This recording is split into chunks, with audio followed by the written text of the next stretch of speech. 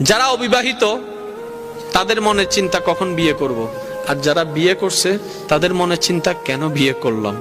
যারা বিদেশ যেতে পারে নাই তারা ভাবছে কখন বিদেশ যাব। যারা বিদেশ গিয়েছে তারা বলছে জীবন অনেক বড় একটা ভুল করলাম।